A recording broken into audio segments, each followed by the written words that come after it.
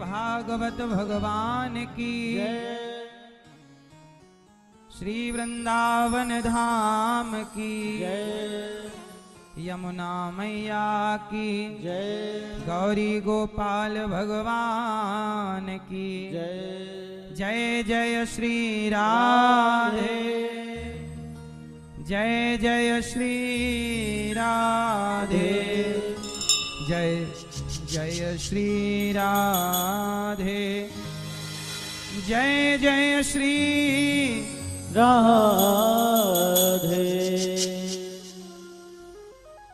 परम मंगलमय परात्पर अखिलेश्वर अखिल ब्रह्मांड नायक परात्पर परब्रह्म भगवान श्री कृष्ण की वांगमयी प्रतिमूर्ति श्रीमद् भागवत महापुराण।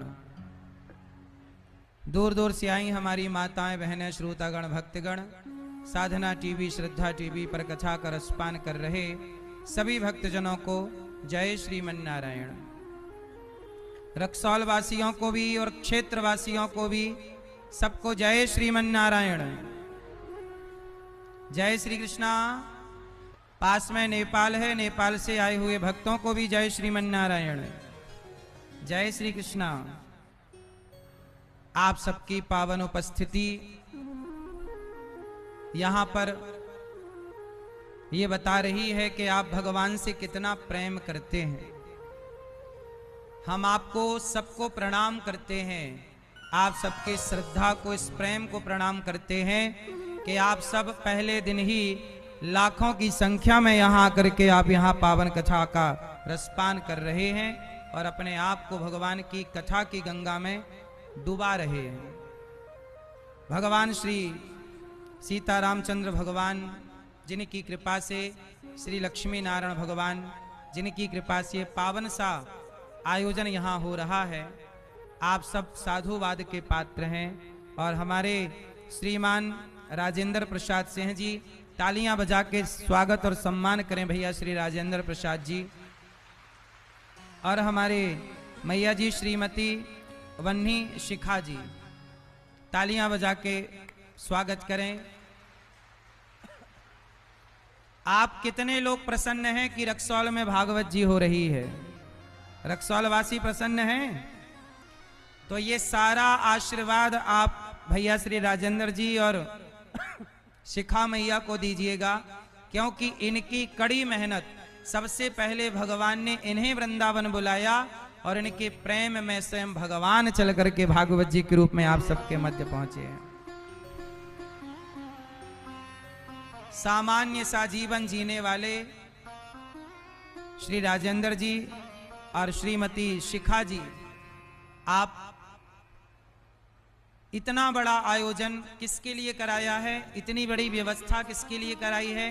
ताकि हमारे रक्सौल वासी, हमारे बिहार वासी, क्षेत्रवासी, नेपाल के भक्त भी इस कथा में डुबकी लगाएं और पूरा भारत नहीं पूरी दुनिया इस आयोजन को पूरी दुनिया के लोग सुन रहे हैं टीवी पर, यूट्यूब पर, सब। इसलिए मेरे प्यारे प्यारे रक्सौल वासियों, प्यारे बिहार वासियों, आप बहुत शांति का 7 दिन परिचय दीजिएगा और बैठ जाइएगा शांति से, क्योंकि आपकी उदारता, आपका शिष्टाचार पूरी दुनिया देखेगी। आपकी शांति, आपकी भक्ति, आपकी निष्ठा पूरा संसार देखेगा। कोई देखे ना देखे, पर आपकी उपस्थिति को भगवान तो देख रहे हैं कि आप लोगों ने समय निकाला है और भगवान की पावन कथा सुनने के लिए प्रेम से आप लोग इस गंगा में डुबकी लगाकर जीवन को कृतार्थ कर रहे हैं। भागवत की कथा हर प्राणी को सुनना चाहिए। श्रीमती वन्नी शिखा जी, आप कई बार वृंदावन आए, कई बार वहां बैठ के इन्होंने भागवत सुनी। इनके अंदर कोई भक्ति की कमी नहीं है, कोई प्रेम की कमी नहीं है, कोई श्रद्धा की कमी नहीं है। पर कहते हैं ना, एक शराबी अकेला शराब नहीं पीता, उसे लगता है 4-6 लोग बैठे पिए साथ में तो अच्छा रहे। जैसे एक शराबी 4 को शराबी बनाना चाहता है, एक जुआड़ी 4 को जुआड़ी बनाना चाहता है, एक गंजेड़ी चार को गंजेड़ी बनाना चाहता है, ऐसे एक बन्नी सिखा जी ने सोचा कि मैं अकेले क्यों अपना कल्याण करूं भगवान से जुड़कर, क्यों ना अपने क्षेत्रवासियों को भी भगवान से जोड़ करके इनका भी कल्याण करने का प्रयास करूं। और इन्होंने वही काम किया है कि अकेले नहीं, मैं अकेले भगवान को नहीं पाना चाहती, सबके साथ पाना चाहती हूं। सबको भगवान मिले, सर्वे भवन्तु सुखिनः सर्वे सन्तु निरामया, सबका कल्याण हो। ये व्यवस्थाएं इन्होंने कोई अपने लिए नहीं की। इतना कुछ करना ये बिना भगवत कृपा के संभव नहीं है। भगवान खूब खूब इन्हें भक्ति दें और हर प्रकार का सुख जो इनके मन में कामना हो, भागवत जी आपकी हर इच्छा पूरी करें। तालियां बजा के एक बार बहुत बहुत स्वागत वंदन करें। और आपकी उपस्थिति और आपके आगमन को भी हम प्रणाम करते हैं कि पहले दिन आप लोगों ने इतनी उपस्थिति देकर के दास को आशीर्वाद दिया है, इसके लिए साधुवाद। आप सबके माता पिता को भी मैं प्रणाम करूं, आप सबको प्रणाम करूं। आइए अब भगवान की पावन कथा में डुबकी लगाएं। कितने लोग भागवत सुनने आए हैं? तो जो भागवत सुनने आए हैं उनसे मेरी प्रार्थना है कि आप बैठ जाएं और बैठ के शांति से बिना शोर किए केवल भागवत सुने। बोलिए भागवत भगवान की जय। टीवी पर, यूट्यूब पर सब जो सुन रहे हैं भक्त, सबको भी मेरा बारंबार प्रणाम। भागवत जी 18,000 श्लोकों का पावन ग्रंथ है। भागवत जी में कितने श्लोक हैं? 18,000, 335 अध्याय और 12 स्कंध है ना। मैया मोबाइल ना चलाओ मेरी माँ, सुन लो मेरी माँ। आप लोग गौरी गोपाल आश्रम में जो वृद्ध माएँ रहती हैं, 311 माएँ, इन माओं की भी सेवा कर सकते हैं। माओं की सेवा करें। आप भी माओं को भोजन का सहयोग कर सकते हैं गौरी गोपाल आश्रम में, क्योंकि आप अपनी मां की सेवा करेंगे, पर जिन माओं को बच्चों ने घर से निकाल दिया उन माओं की सेवा कौन करेगा। इसलिए जिन माओं को उनके अपने बच्चों ने निकाला है, ऐसी माओं की सेवा आप भी करिए। आप सब सहयोग करते हैं तो गौरी गोपाल आश्रम में वृद्ध माओं को भोजन मिलता है। आप सहयोग नहीं करेंगे तो भोजन नाश्ता कौन देगा। तो आप भी किसी माँ का सहारा बनो जो गौरी गोपाल आश्रम में रहती हैं। तू कितनी अच्छी है, तू कितनी भोली है, प्यारी प्यारी है ओ माँ, ओ माँ। भागवत जी में भगवान के स्वरूप का वर्णन है। कैसे हैं भगवान? कैसे हैं भगवान? सच्चिदानंद रूपाय विश्वोत्पत्त्यादि हेतवे तापत्रय विनाशाय श्री कृष्णाय वयं नुमः। कैसे हैं भगवान? सच्चिदानंद रूपाय, भगवान सच्चिदानंद स्वरूप है। भगवान सच्चिदानंद, सत चित आनंद। मैया भगवान कैसे हैं? लाल मैया सुनो मेरी माँ, भगवान कैसे हैं? सच्चिदानंद स्वरूप है। सत चित आनंद, सच्चिदानंद। जो सत्य स्वरूप है वो भगवान है, चित स्वरूप है वो भगवान, आनंद के सागर वो भगवान। सच्चिदानंद रूपाय, भगवान सच्चिदानंद स्वरूप है। क्या करते हैं भगवान? विश्वोत्पत्त्यादिहेतवे। भगवान विश्व की उत्पत्ति करते हैं, पालन करते हैं और संहार करते हैं। भगवान सारे संसार को बनाते हैं, पालन करते हैं, संहार करते हैं। जो भगवान विश्व की उत्पत्ति, पालन, संहार करने वाले हैं, जो हमारे सारे दुख का हरण करने वाले हैं। आपके दुख को दूर कौन करता है? आपके दुख का हरण कौन करता है? मैया, ओ मेरी मां, आपके दुख का हरण कौन करता है? कौन? जोर से। कौन दुख दूर करता है? भगवान। हम सबके जीवन में दुख कितने प्रकार के होते हैं? 3 प्रकार के। हम सबके जीवन में 3 तरह का दुख होता है, दैहिक, दैविक और भौतिक। जो देह से बीमारियां, दैहिक दुख कहलाता है। जो अधिक बारिश होने से, अधिक गर्मी और सर्दी पड़ने से जो संकट उत्पन्न होता है, ये दैविक दुख कहलाता है। और किसी जीव जंतु के द्वारा परेशान किए जाने से भौतिक दुख कहते हैं। सांप का डस लेना, कुत्ते के द्वारा काट लिया जाए, ये सब जो दुख होगा, इससे ये भौतिक प्राणियों से मिला दुख भौतिक दुख कहलाता है। लेकिन एक बात बताएं, जो भगवान की शरण में आ गया, भगवान की शरण में आ जाने के बाद व्यक्ति हर दुख से मुक्त हो जाता है कि नहीं? हाँ या ना?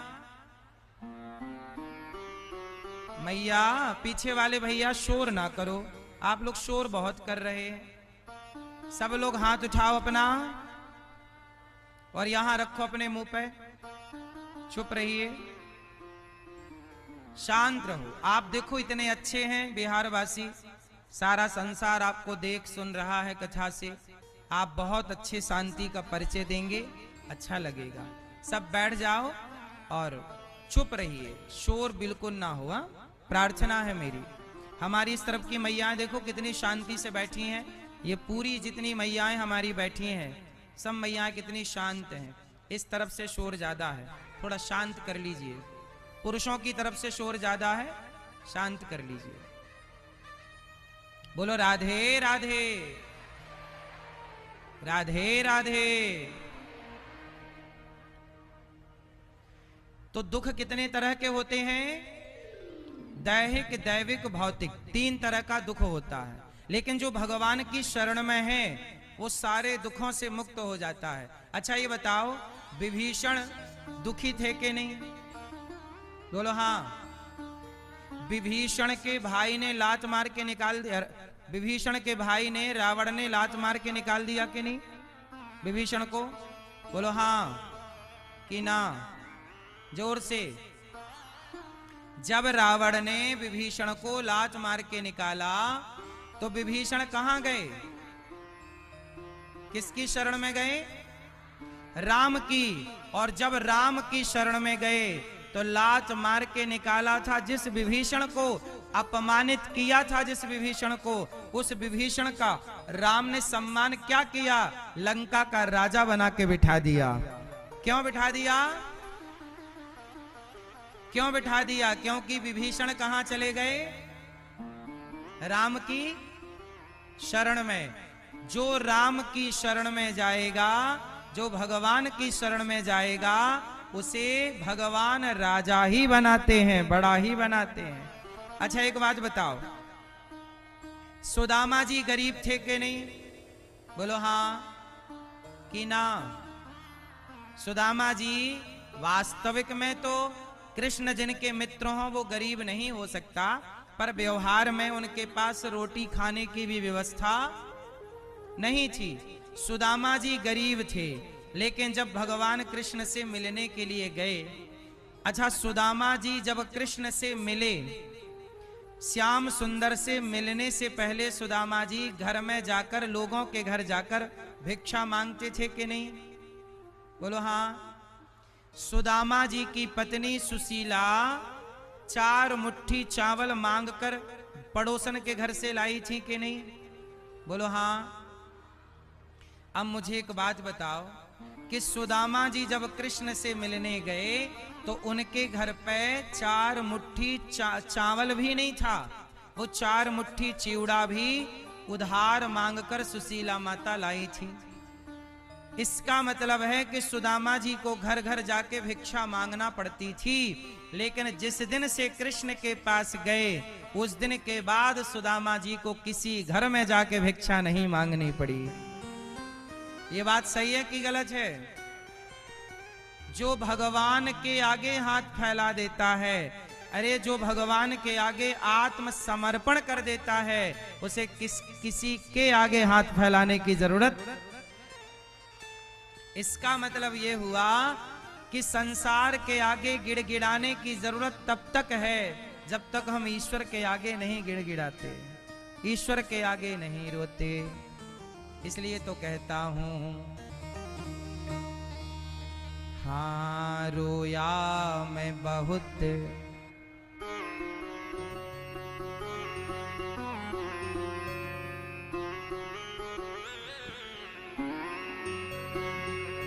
रोया मैं बहुत जग के आगे,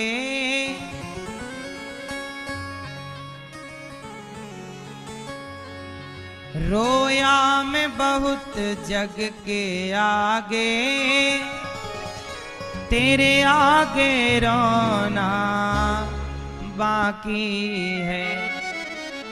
भक्तों एक बात बताएं, सबके आगे रोकर देख चुके हो, सबका होकर देख चुके हो।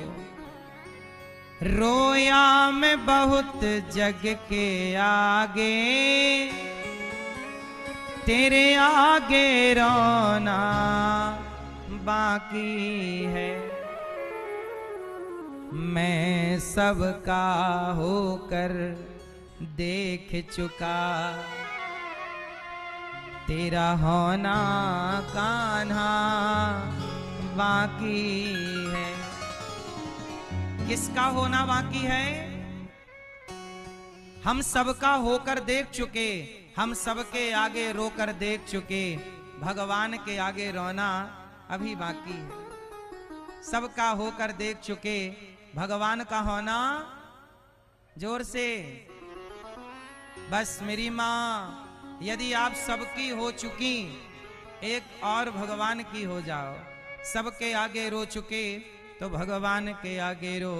अच्छा एक बात बताओ, द्रौपदी की जब लाज लुटी, द्रौपदी का वस्त्र, द्रौपदी के वस्त्र किसने उतारे थे? जोर से। मैया अब मेरी प्रार्थना है, अब शांति बहुत जरूरी है आपके लिए। चुपचाप बैठ जाओ लाल मैया। ए भैया पीछे वाले, अब सबको बैठने दो, वहीं जहां हैं सब लोग वहीं बैठने दो, और हाथ जोड़ के सबको निवेदन करो। पाठक जी कार्यकर्ताओं को एक्टिव करो, वहां जो भक्त खड़े हैं सबको बिठाओ, हाथ जोड़ के प्रार्थना करो सबसे। भैया बैठ जाइए और सब बैठें और शांति से सुने। लाल मैया बैठ जाओ मेरी माँ, बीच की गैलरी पूरी खाली कर लो, अब सब बैठ जाओ। कार्यकर्ता हाथ जोड़ के सबसे शांति और बैठने का आग्रह कर लें प्रेम से। अब ना मैया, ओ लाल मैया देखो जरा, खड़ी होके प्रपंच कर रही है मैया, ये नहीं कि बैठ के बातें कर ले। ए मैया, बहरी भी है मैया,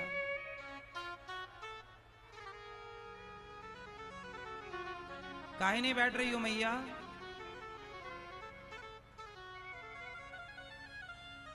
सब बैठ जाओ प्रेम से। अच्छा एक बात बताओ,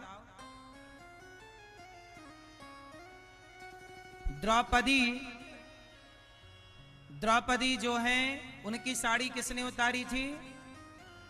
सब लोग उत्तर दीजिएगा। सुनना ऐसा होगा, जो हम पूछ रहे हैं वो आप बताएंगे, हमें लगेगा कि आप सुन रहे हैं। बताओ द्रौपदी के कपड़े किसने उतारे थे? दुशासन ने। किसने? जोर से। दुशासन ने, जब द्रौपदी की साड़ी दुशासन ने पकड़ी तो द्रौपदी ने किसे बुलाया? जोर से, जोर से। गलत उत्तर। द्रौपदी ने पहले बुलाया अर्जुन को, भीम को, नकुल को, सहदेव को। द्रौपदी ने सबको बुलाया और जैसे ही अर्जुन को बुलाया तो क्या अर्जुन आए? द्रौपदी की रक्षा करने अर्जुन बढ़े? बोलो हां कि ना? क्या द्रौपदी की रक्षा करने अर्जुन आए? नहीं। क्यों? अर्जुन मजबूर है। भीम आए? नहीं, मजबूर है। द्रौपदी ने सबको बुलाया, जब कोई नहीं आया तब द्रौपदी को लगा कि ये जगत के लोग बहरे हैं। जगत के लोग, जगत के लोग बहरे हैं। सुनने वाला कौन है? जगन्नाथ। जगत को बुलाकर समय ना बर्बाद किया जाए, डायरेक्ट जगन्नाथ को पुकारा जाए कि हे प्रभु अब आपके सिवा हमारा। द्रौपदी ने सबको बुलाया, जब कोई नहीं आया।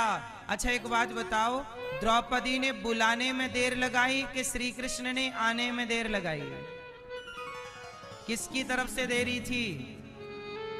बोलो मेरी मां।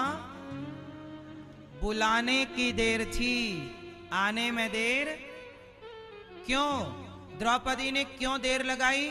क्योंकि द्रौपदी को इन लोगों पे भरोसा था। आप लोगों को भी पहले परिवार पे भरोसा होता है, आप लोगों को भी पहले संसार में भरोसा होता है। और भगवान कहते हैं कि जो मेरा भक्त है उसे पहले किसी पर भरोसा नहीं, पहला भरोसा भगवान पर होना चाहिए। पहला भरोसा। और द्रौपदी ने पहला भरोसा किस पर किया? पांडवों पर। किस पर किया? द्रौपदी ने कहा कहां जा छिपे हो प्यारे कन्हैया, कहां जा छिपे हो प्यारे कन्हैया, यहाँ लाज मेरी लुटी जा रही है। दुशासन के हाथों तेरी द्रौपदी की सभा बीच साड़ी खींची जा रही है। कहाँ जा छिपे हो प्यारे कन्हैया, यहाँ लाज मेरी लुटी जा रही है। द्रौपदी ने बुलाया, गुरु द्रोण बोलो, पितामह बोलो, तुमसे तुम्हारी ये बहू पूछती है। हे गुरु द्रोणाचार्य, हे पितामह, सबसे द्रौपदी ने कहा, गुरु द्रोण बोलो, पितामह बोलो, तुमसे तुम्हारी ये बहू पूछती है। पांचों पति आज बैठे सभा में, पांचों पति आज बैठे सभा में, महलों की रानी लुटी जा रही है। जब अर्जुन को बुलाया, भीम को बुलाया, सबने सिर झुकाया, सबने मना कर दिया, हम मदद नहीं कर सकते। तब द्रौपदी ने हाथ उठाए, हे गोविंद आओ कन्हैया, आओ मुरारी, तुमको पुकारे ये बहना तुम्हारी। देखो जरा ये हालत हमारी, बहना तुम्हारी लूटी जा रही है। जब द्रौपदी ने कहा, हे श्याम सुंदर, अब जाए न लाज हमारी, अब जाएगी लाज तुम्हारी, आ जाओ कृष्ण मुरारी। हे प्रभु, अब हमारी लाज नहीं जाएगी, अब आपकी लाज जाएगी, अब आओ। जब द्रौपदी ने दोनों हाथ उठाकर कहा कि प्रभु अब आपकी हूं मैं, और द्रौपदी जब पुकारी, उस समय श्याम सुंदर द्वारिका में भोजन करने बैठे थे। रुक्मणी मैया भगवान को परोस रही थी, प्रभु रोटी खाओ। भगवान ने कहा मेरी बहन पर संकट है, तो रुक्मणी अम्बा ने कहा कि जाओ दर्शन दो अपनी बहन को। भगवान बोले कि मेरी बहन तो मुझे बुला ही नहीं रही है, वो तो अर्जुन भीम को बुला रही है, जब तक बुलाएगी नहीं मैं कैसे जाऊंगा। भगवान तो तैयार खड़े थे एक पांव से, पर द्रौपदी मां बुला ही नहीं रही है। और जैसे ही बोला हे गोविंद, तो गोविंद में केवल गो कह पाई, विंद बाद में निकला कि उसके पहले भगवान पहुंच गए, मेरी बहन ने बुलाया। और साड़ी का अवतार, भगवान इतने अवतार लिए, कभी नृसिंह बने, कभी वामन बने, कभी मछली बने, कभी कच्छप बने। आज भगवान ने अपनी बहन के लिए वस्त्र का अवतार लिया और कपड़े बनकर द्रौपदी की साड़ी बनकर खिंचने लगे। वस्त्र का अवतार लेकर के भगवान खिंचे। 10,000 हाथियों का बल रखने वाला दुशासन हार गया। क्या बोला? दुशासन बोला कि साड़ी भी चिनारी है कि नारी भी साड़ी है, कि साड़ी ही की नारी है, कि नारी ही की साड़ी है। तब द्रौपदी ने कहा मूर्ख दुशासन, ना साड़ी भी चिनारी है, ना नारी भी साड़ी है, ना साड़ी ही की नारी है, ना नारी ही की साड़ी है। ये तो वृंदावन बिहारी है जो चीर बनकर खिंचा जा रहा है। अच्छा एक बात बताओ, जब भगवान कृष्ण की कलाई में एक बार कुछ चोट लग गई, उंगली में चोट लग गई, तो द्रौपदी ने भगवान की उंगली पे क्या बांधा था? अपने साड़ी को फाड़ कर कुछ धागे बांधे थे कि नहीं? बोलो हाँ।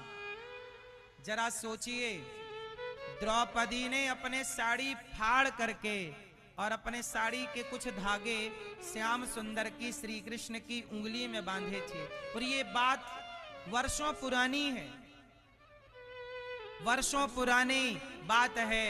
कुछ धागे द्रौपदी ने कभी कृष्ण को बांधे थे, तो भगवान ने कहा बहन आज तुझे वस्त्र की जरूरत पड़ी है, तो जो तूने मेरी उंगली पे धागे बांधे थे, एक एक धागे की कीमत चुकाने तेरा भाई आएगा। और भगवान ने वो ऋण चुकाया। एक बात बताऊं, आप भगवान को एक तुलसी का पत्ता भी दे देते हैं तो उसका भी भगवान ऋण चुकाते हैं। इसलिए एक बात बताएं, तुलसी के 11 पत्ते रोज तोड़ा करो, रविवार को छोड़कर। शनिवार को ही तोड़ लिया करो रविवार वाले पत्ते। 11 पत्ते तुलसी के रोज तोड़ करके, और भगवान आपके घर में गोपाल जी होंगे या शालिग्राम जी होंगे, तो 11 पत्ते रोज तुलसी के तोड़ो और तुलसी के पत्तों से भगवान का अर्चन करो, अर्थात भगवान को चढ़ाओ। और ये कहो कि प्रभु इन पत्तों के सिवा मैं और क्या दूं आपको? इन पत्तों में आप अपने आप को निहित करके, सम्मिलित करके, हे प्रभु हम पत्तों की तरह अपने आप को आपके चरणों में चढ़ा रहे हैं। और 11 पत्ते आप रोज चढ़ाया करिए भगवान को, तुलसी के रोज अर्चन किया करिए। क्या बोलकर? श्रीमन्नारायण चरणौ शरणम प्रपद्ये, श्रीमते नारायणाय नमः। ये ना आए तो केवल श्रीमन्नारायण बोलो, श्रीमन्नारायण। एक पत्ता चढ़ा दिया और बोल दिया श्रीमन्नारायण श्रीमन्नारायण श्रीमन्नारायण। ऐसे 11 पत्ते तुलसी के रोज चढ़ाइए, फिर देखिए आपके घर में भगवान नारायण की तो कृपा बरसेगी, लक्ष्मी माँ की कृपा बरसने लग जाएगी। आप लोग कहते हैं ना हमारा काम नहीं हो रहा है, हम बड़े परेशान हैं, हमारी आर्थिक स्थिति अच्छी नहीं है, तरक्की नहीं हो रही है। आप रोज 11 तुलसी के पत्ते भगवान श्रीमन्नारायण शालिग्राम जी में या गोपाल जी के चरणों में चढ़ा दिया करिए। फिर देखिए भगवान कहते हैं द्रौपदी ने एक तनिक सा धागा क्या दे दिया, भगवान ने धागे के बदले इतना कपड़ा दान कर दिया द्रौपदी को। भगवान कहते हैं तुम पहले मुझे कुछ दो तो सही। अच्छा एक बात बताओ, सुदामा ने भगवान को क्या दिया? चावल दिए? बोलो हाँ। जब तक सुदामा जी ने चावल चिवड़ा नहीं दिया, चावल नहीं दिया, तब तक क्या भगवान ने उन्हें धन धान्य दिया? नहीं। भगवान कहते हैं मैं तैयार हूं देने के लिए, पर तुम्हारे को क्या करना पड़ेगा? पहले शुरुआत तुम्हें करनी पड़ेगी। तुम दो, जब तुम दोगे तब मैं दूंगा।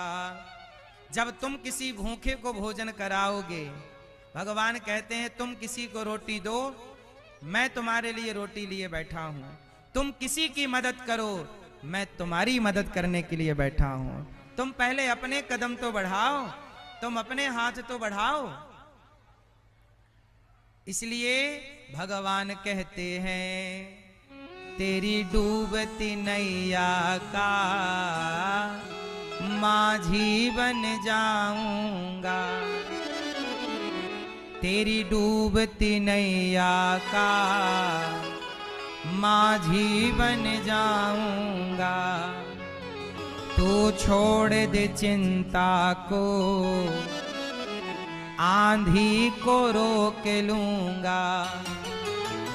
तू रख ले मुझ पे भरोसा।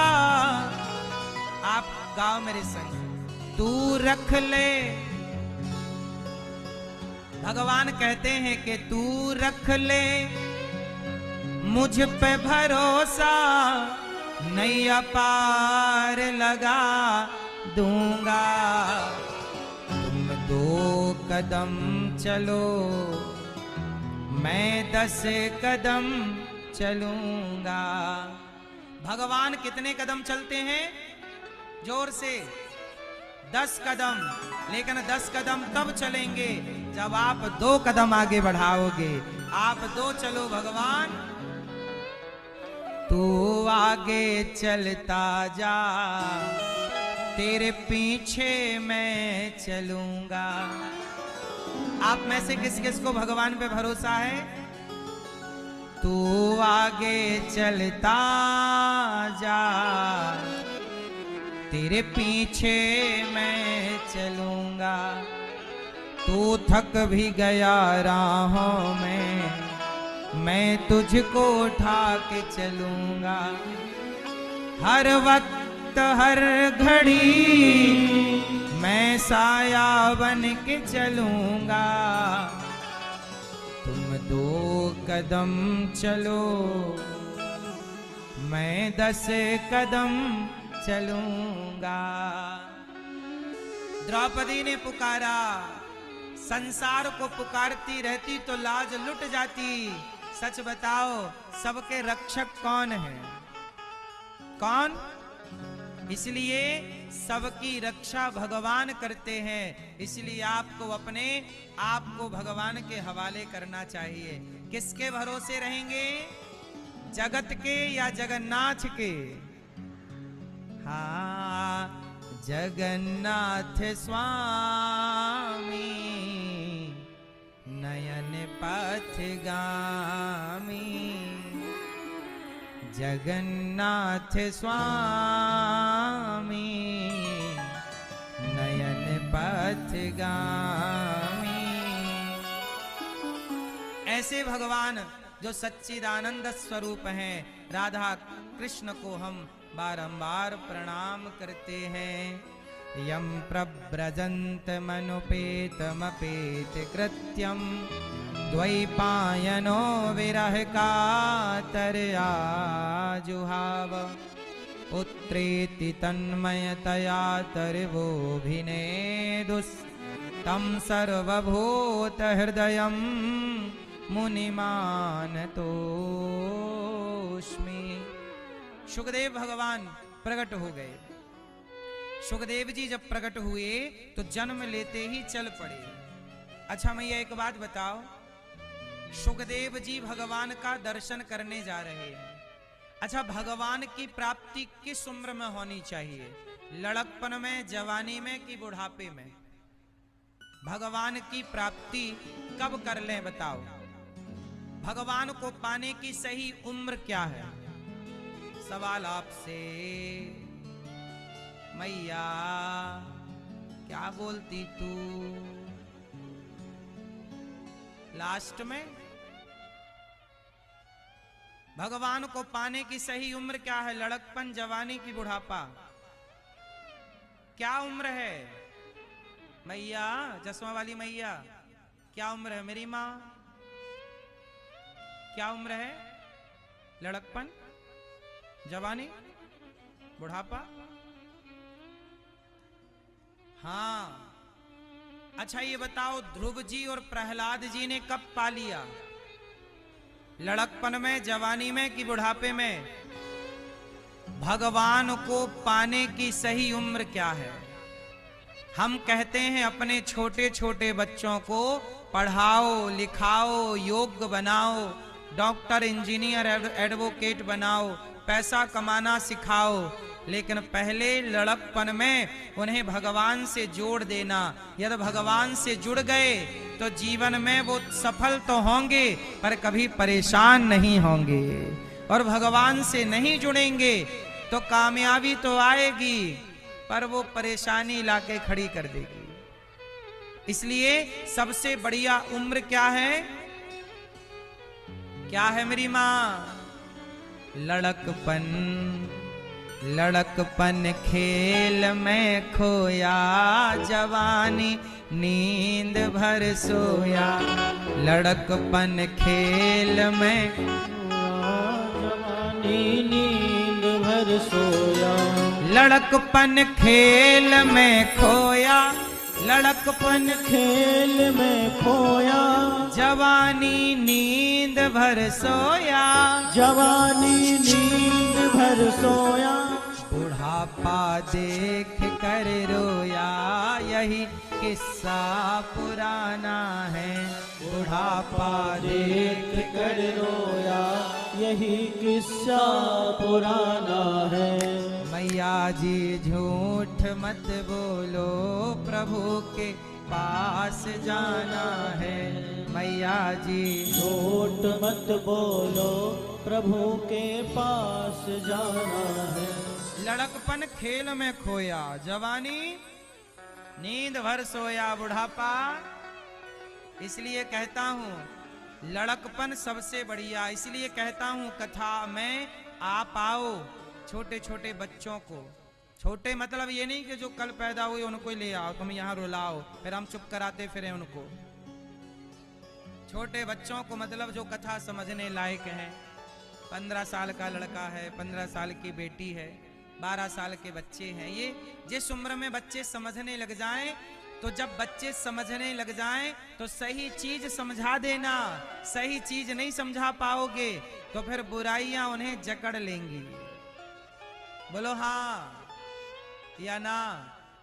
अभी मैंने सुना कि 3 लड़कियां, 3 सगी बहनें कोई मोबाइल पर गेम खेल रही थीं।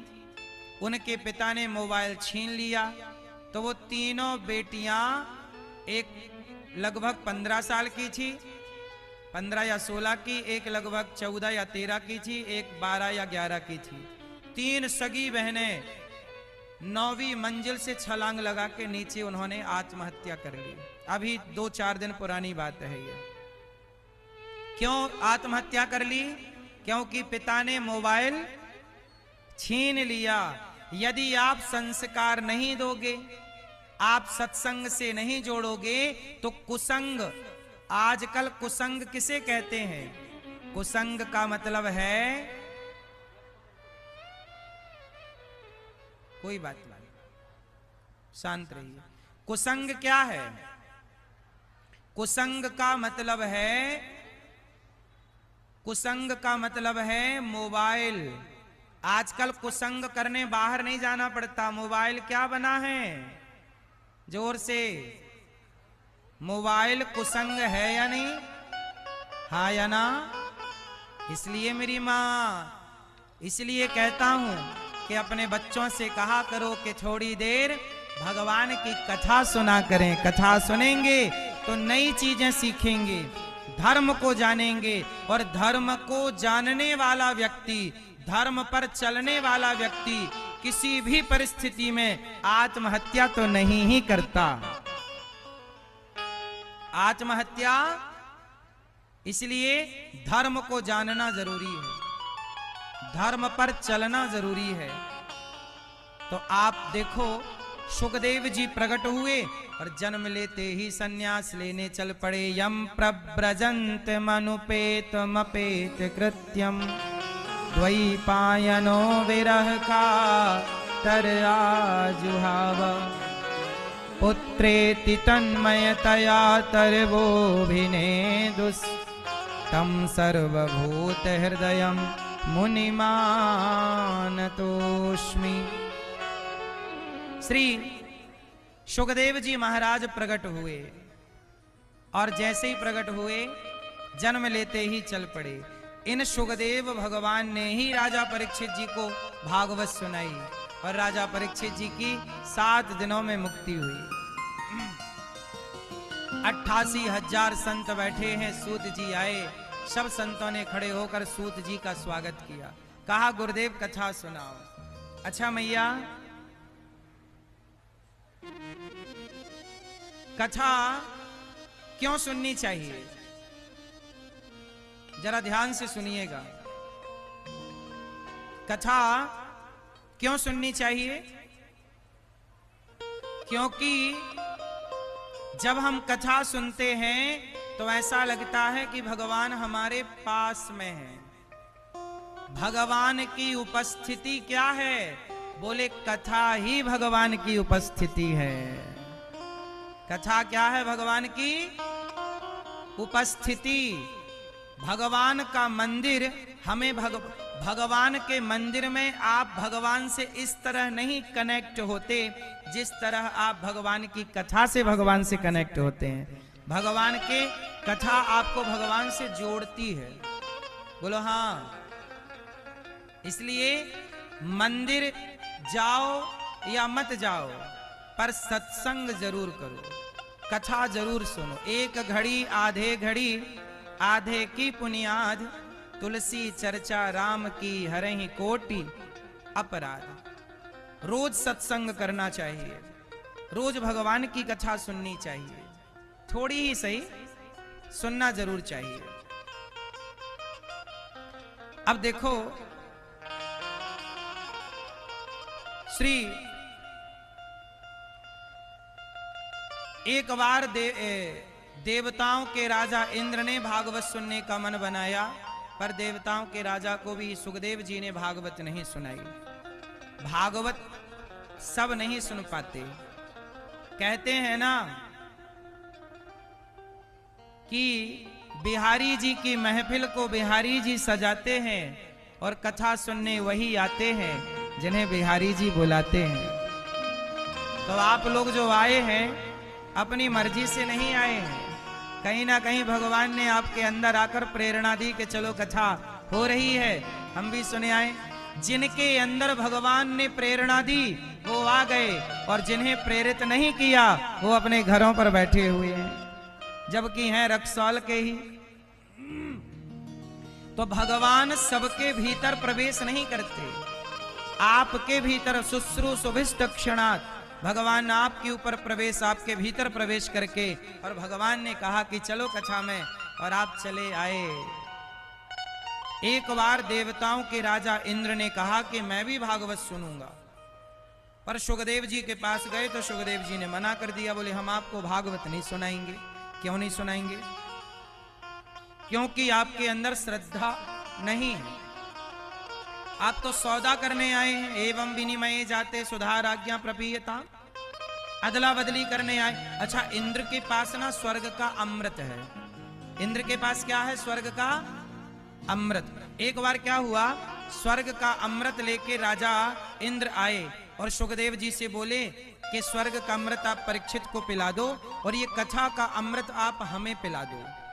तब सुखदेव जी ने कहा कि परीक्षित जी से पूछो। अच्छा, परीक्षित कौन है? परीक्षित जी को शाप लगा हुआ है 7 दिन में मरने का। सबसे पहले भागवत किसने सुनी, किसको सुनाई? पहले इस विषय को जरा समझ लीजिएगा। भागवत सबसे पहले किसने सुनी? सबसे पहले भागवत को भगवान श्रीमन नारायण ने ब्रह्मा जी को सुनाई। फिर ब्रह्मा जी ने देवर्षि नारद जी को सुनाई। नारद जी ने वेद व्यास जी को सुनाई। वेद व्यास जी ने अपने पुत्र सुखदेव जी को सुनाई। और सुखदेव जी ने अपने पिता से भागवत जो सुनी पढ़ी सुखदेव जी ने, तो सुखदेव जी ने भागवत राजा परीक्षित जी को सुनाई। ये राजा परीक्षित कौन है? अर्जुन के बेटे हैं अभिमन्यु। बोलो हाँ। अर्जुन के बेटे कौन? अभिमन्यु की मृत्यु हो गई थी चक्रव्यूह में। अभिमन्यु की पत्नी का नाम है उत्तरा। उत्तरा गर्भवती थी, तो जो उनका बच्चा हुआ वही कहलाए परीक्षित। अच्छा, परीक्षित जी ने क्या गलती कर दी? एक संत का अपमान कर दिया। अच्छा, एक बात बताओ, माता का, पिता का, गुरु का, संत का, गाय का अपमान करने से आयु बढ़ती है कि घटती है? क्या होती है? क्या होती है? घटती है। राजा परीक्षित जी ने एक दिन संत का अपमान कर दिया। एक संत जी थे शमीक जी, उनके गले में मरा हुआ सांप डाल दिया राजा परीक्षित जी ने। तब उन्हें शाप मिला कि राजन, तुम तो राजा हो और राजा का धर्म है कि वो साधु संतों का सम्मान करे, तुम तो अपमान कर रहे हो, गला मरे सांप डाल रहे हो गले में मरा हुआ। जाओ, तुम्हें शाप देते हैं। इति लंघित मर्यादम तक्षका सप्तमे हनि। राजा परीक्षित जी को 7 दिन में मरने का शाप लगा। कितने दिन में मरने का? तो राजा परीक्षित जी ने सोचा कि मुझे तो 7 दिन में मर जाना है, अब मैं क्या करूं? तब राजा परीक्षित जी ने भागवत सुनी और सुखदेव जी ने शुक ताल में राजा परीक्षित जी को भागवत सुनाई। तो जहां राजा परीक्षित जी भागवत सुनने बैठे तो वहां देवताओं के राजा इंद्र आ गए और इंद्र ने कहा कि ये भागवत हमें सुना दो। सुखदेव जी ने कहा, परीक्षित तू अमृत पी ले और हम भागवत देवताओं को सुनाए देते हैं। तो परीक्षित जी ने कहा, ना, हमें अमृत नहीं पीना, स्वर्ग का अमृत पीने वाले को स्वर्ग मिलता है, पर भागवत की कथा सुनने वाले को भगवान मिलते हैं। अब बताओ, अमृत श्रेष्ठ है कि भागवत श्रेष्ठ है? स्वर्ग के अमृत को पीने से क्या मिलता है? स्वर्ग।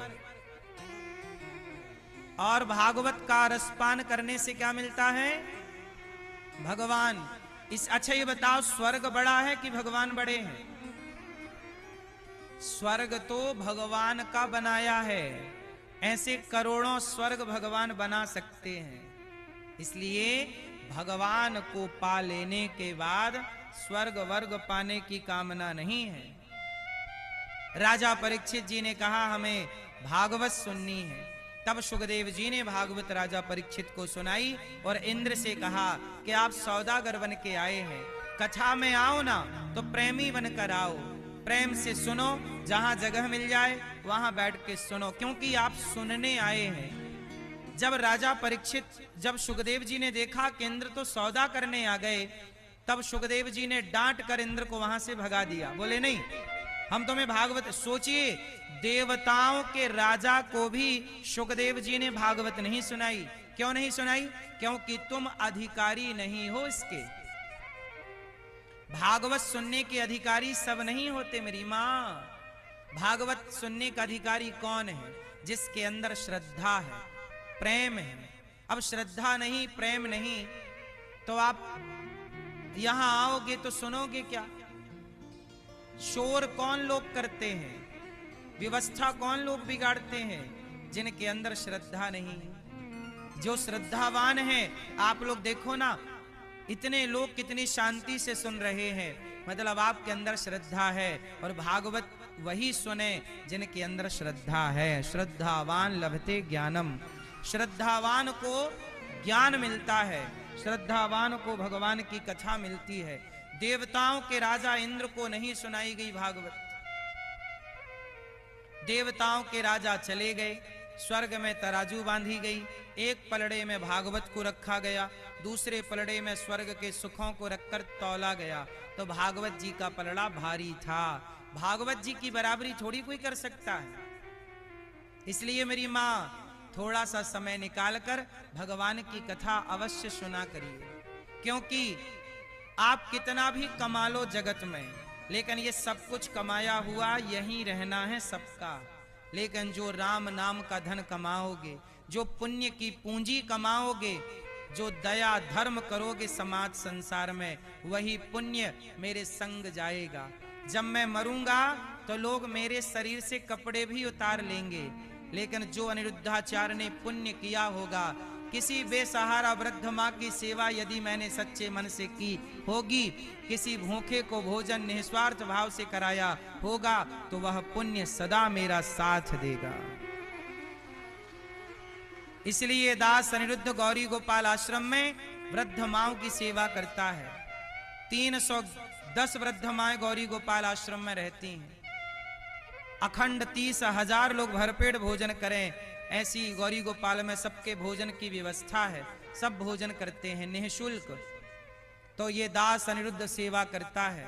आपसे भी कहता हूं कि इन सेवा से अपने आप को जोड़िएगा। गौरी गोपाल में आपने देखा होगा, सवेरे से हजारों साधु संत आते हैं, उन्हें प्रेम से भोजन दिया जाता है। दिया जाता है कि नहीं? प्रेम से संतों को भोजन, दाल चावल सब्जी रोटी खीर पूड़ी, उनको आदर सम्मान प्रेम से दिया जाता है।